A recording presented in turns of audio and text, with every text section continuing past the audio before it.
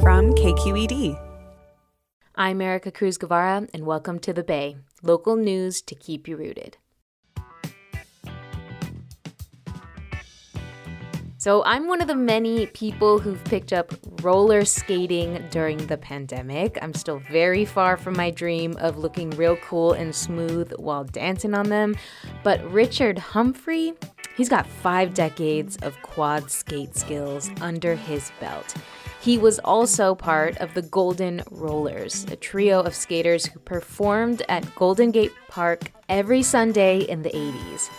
So today we're going to share an episode from our friends at the Right Nowish podcast.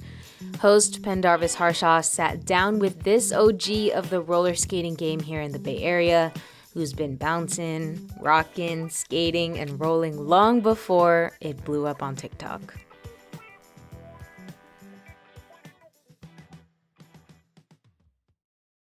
Support for this podcast comes from Lucky & Lucky California, featuring Lucky Rewards with featuring offers, coupons, and points. Good at neighborhood Lucky & Lucky California stores. Guests can sign up on the Lucky mobile app, in-store, or online at luckysupermarkets.com. And the San Francisco Marin Food Bank. The food bank has opened emergency food distributions across SF and Marin and has expanded its home-delivered grocery program.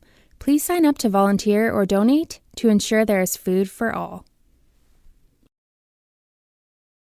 How would you describe the scene when you first started skating? Man, it's just been epic all these years, and I'm glad that I could say that I was there from the very beginning. Words just can't describe the feeling of just getting that roll, learning how to do moves, learning how to do things. What was so cool about the rink days, especially the late 70s, man, everybody's passion was unbelievable. I mean, it was like the coolest thing in the whole world. When we started skating together, we had all our big radios, our big boom boxes. We would put 2 or 3 of them together, wait for a song on the radio, just so we can dance. And one of the coolest things matter of fact, I still have one in my room today. It's called the bone phones. You just put it right over your neck, and it's like a little sleeve, and you can just listen to the radio. You know, everybody can hear, the bone phones. That was hot. So a lot of things happened in the 70s that just made skating what it is today, and it just kind of grew. Man, the first time I put on a pair of spandex, it was like, uh-oh, freedom. And then there was a TV pilot that was being filmed called Dancing Wheels. Richard and his skates were in this TV pilot. It was the bomb. Everybody was in it. Sylvester's.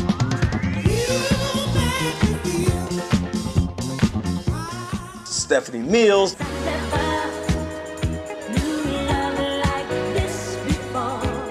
The Jones Girls, all the hot singers.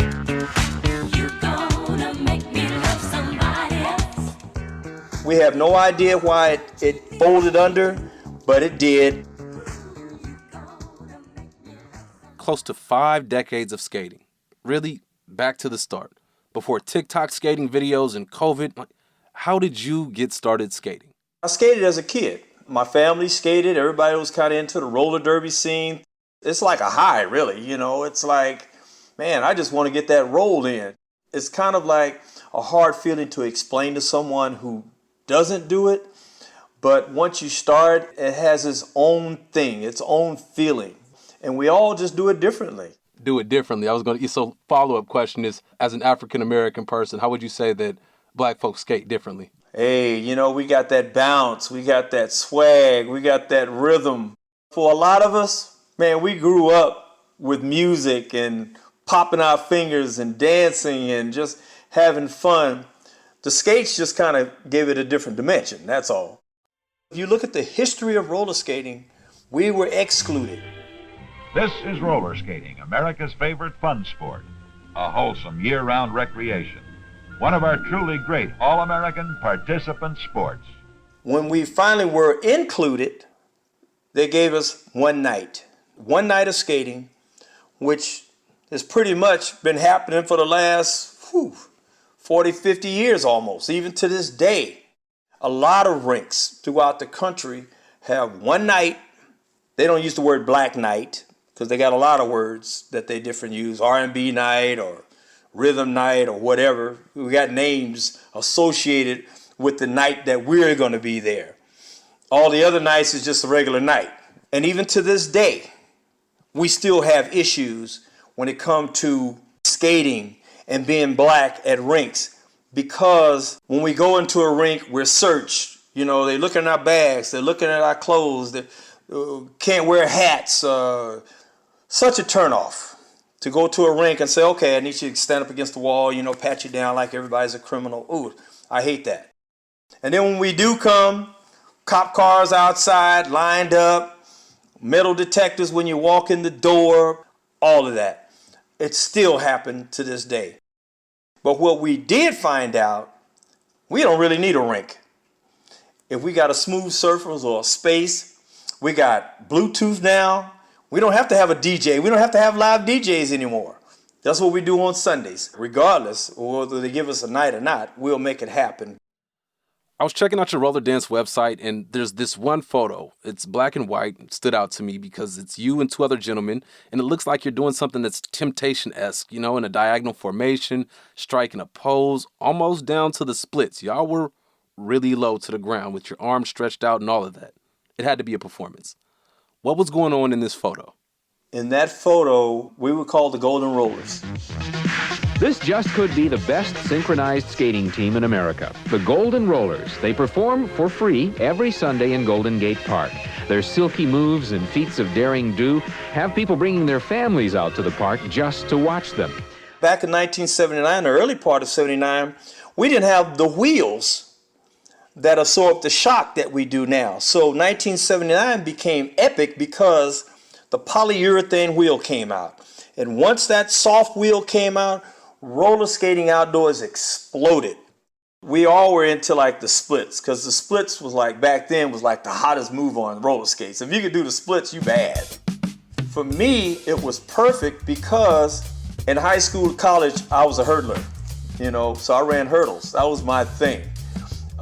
So that particular move right there was straight up my alley. I mean, I could go all the way down, put my chin literally on my knee, and come back up, and like two moves down, come back up, and rolling all at the same time. That became like our signature pose. Every time we ended a dance, a performance, whatever, it was sort of like, thank you, you know. So that move has just become iconic, I guess. That's incredible. As a person who can't do the splits on feet, you know, like doing it on wheels. All right, so you said a signature move. What are some of the other moves? I didn't even know that moves had names. Man, you know, when I got really into roller dancing, I thought it was real important to lock in names. So like when we're dancing, for example, we call a name or a move by name and we do it. So it's like, okay, we're going to do 5 splits. 1, 2, 3, heel up. So heel up was like a split, you know, and then we had like 4 corners or walking kick split or walking side step or shoulders or shimmy. Everything had a name. I write steps like people write music. I hear protection, but I also hear preservation of culture and preservation of what you created years ago. And I know that you teach now, and I'm wondering what's it like to teach in the middle of COVID? What's it been like to have people come out and learn from you? Oh man, you just don't know the feeling of watching people learn something that you learned 40 years ago. When we have our meetups, I always say, okay, everybody, you're going to learn a dance from 1979. And they're loving it because they're getting history. They're getting it right from the source. They're not getting it from a video or a book or nothing. It's like, it's me right there in front of you, and I can still do all those same moves that I did back in 1979. But there's more to the art. It's not just the dance. It's, as you mentioned before, it's kind of the swag, the attitude. And it's also the fashion. Like that is a part of it. And I see that you have designed a pair of skates with no strings. I remember my first actually custom pair of skates was a pair of white patent leather with a little zip up on the side. I mounted it to the plates. Nobody had white patent leather skates. You know, I said to myself one day, it would be the coolest thing in the world to have my own boot, something with my name on it. 2009, it actually happened. I was able to collaborate with Rydell Roller Skates, which is the biggest roller skate company in the world. Brought them the idea, and they said, we've never done a boot with no laces. And I was like, okay, well, that's good then. So let's do our thing. It's authentic Richard Humphrey, no strings attached. And I came up with the no strings attached name because I was like, there's no laces attached to it, so that was a cool, catchy name.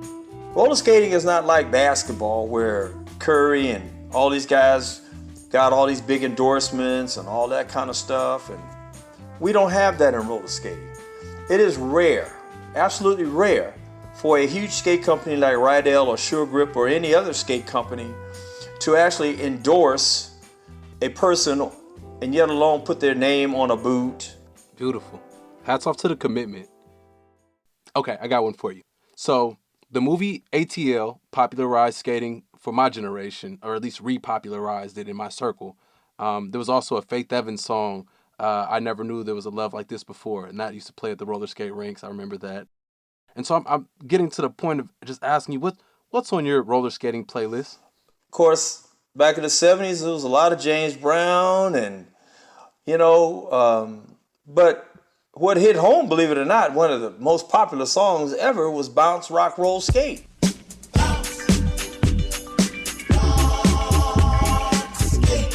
It changed the whole skate culture. And that's like the anthem of skating. And when we hear that song, it's everything.